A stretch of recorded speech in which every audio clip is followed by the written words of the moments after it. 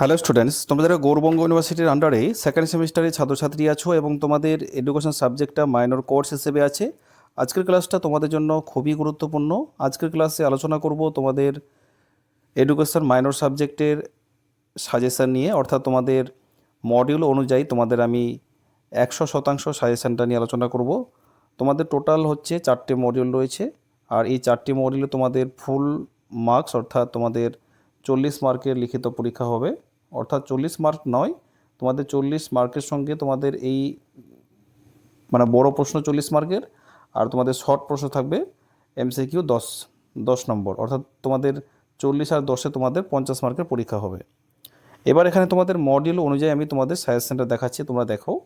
প্রথম 1 নম্বর মডিউলে 10 নম্বরের জন্য যে প্রশ্নগুলো পড়তে হবে, প্রথম প্রশ্ন, শিক্ষার সমাজতাত্ত্বিক নির্ধারকগুলি কী কী, বিস্তারিত আলোচনা করো, অথবা শিক্ষার সমাজতাত্ত্বিক নির্ধারক সম্পর্কে সংক্ষেপে আলোচনা করো।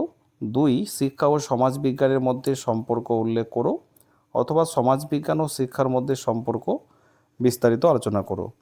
তারপরে 3 নম্বর প্রশ্ন তোমরা পড়বে, সমাজবিজ্ঞান কিভাবে শিক্ষাকে প্রভাবিত করে, বিস্তারিত আলোচনা করো। আমি তোমাদের এখন যে সাজেশনটা দিচ্ছি, তোমরা এই অনুসারে তোমরা কিন্তু এই অনুযায়ী তোমরা পড়তে থাকো, কোনো প্রশ্ন তোমরা বাদ দিবে না, যেহেতু তোমাদের পরীক্ষার হাতে এখনও সময় আছে। আর পরীক্ষার আগে আমি তোমাদের একটা লাস্ট মিনিট সাজেশন তো তোমাদের আমি দেবই। তারপরে 2 নম্বর মডিউলটা আলোচনা করব। এখানে প্রথম প্রশ্ন, শিক্ষা কিভাবে সাংস্কৃতিক পরিবর্তন আনতে পারে, অথবা দিয়ে প্রশ্নটা ঘুরিয়ে আসলে পরে শিক্ষা কিভাবে সামাজিক পরিবর্তনকে প্রভাবিত করে, বিস্তারিত আলোচনা করো। সংস্কৃতির সংরক্ষণ এবং সংক্রমণ সম্পর্কে যা জানো লেখো।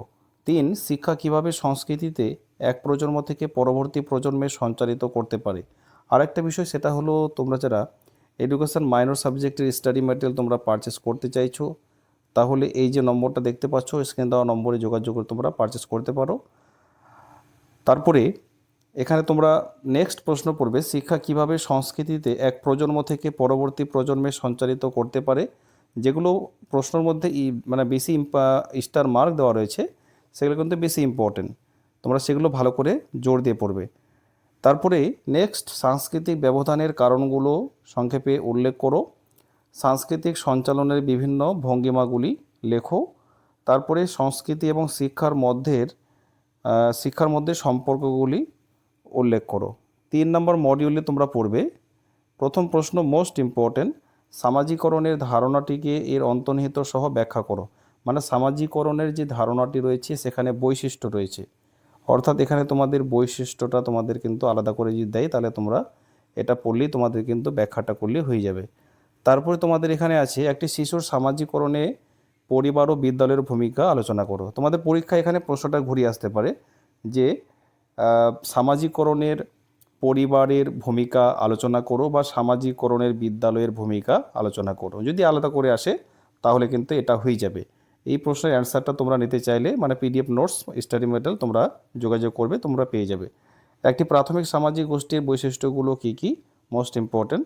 সামাজিকরণের শিক্ষাগত প্রভাব কি আলোচনা করো। তারপরে সামাজিকরণের বিভিন্ন কারণ চিহ্নিত করো। তারপরে প্রাথমিক গোষ্ঠী ও গৌণ গোষ্ঠীর মধ্যে পার্থক্য লেখো, এটা মোস্ট ইম্পর্টেন্ট।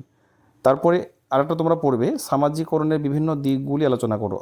আমার মনে হচ্ছে সামাজিকরণের যে দিকগুলি আর তোমাদের হচ্ছে এখানে কারণগুলো, এই 5 নম্বর প্রশ্নটা আর 7 নম্বরটা কিন্তু সেম হবে, ঠিক আছে, কিছুটা সেম হবে। তারপরে 4 নম্বর মডিউলে রাজনীতি কিভাবে সামাজিক পরিবর্তনকে প্রভাবিত করতে পারে। সামাজিক স্তর বিন্যাস বলতে কী বুঝো, মোস্ট ইম্পর্টেন্ট, উদাহরণসহ সামাজিক স্তর বিন্যাসের বিভিন্ন রূপ দেখাও বা কারণগুলো দেখাও। তারপরে অথবা দিয়ে শিক্ষা কিভাবে সামাজিক স্তর বিন্যাসকে প্রভাবিত করে, উদাহরণসহ ব্যাখ্যা করো। তারপরে সামাজিক স্তর বিন্যাসের ভিত্তিগুলো আলোচনা করো, অথবা সামাজিক স্তর বিন্যাসের বিভিন্ন দিকগুলোই লেখো। তারপরে শিক্ষা কিভাবে সামাজিক পরিবর্তন আনে তা আলোচনা করো, অথবা শিক্ষা কিভাবে সামাজিক পরিবর্তনে ভূমিকা রাখে, উদাহরণসহ ব্যাখ্যা দাও বা ব্যাখ্যা করো। সামাজিক পরিবর্তন বলতে কী বোঝো, মোস্ট ইম্পর্টেন্ট, এর বৈশিষ্ট্য ও কারণসমূহ আলোচনা করো, অথবা সামাজিক স্তর বিন্যাস কী, এর বৈশিষ্ট্য ও শিক্ষার ভূমিকা আলোচনা করো। তারপরে লাস্ট প্রশ্ন, সামাজিক গতিশীলতা বলতে কী বোঝায়, এর বৈশিষ্ট্য ও প্রকারভেদ আলোচনা করো। এই ছিল তোমাদের আজকের মূল্যবান সাজেশন।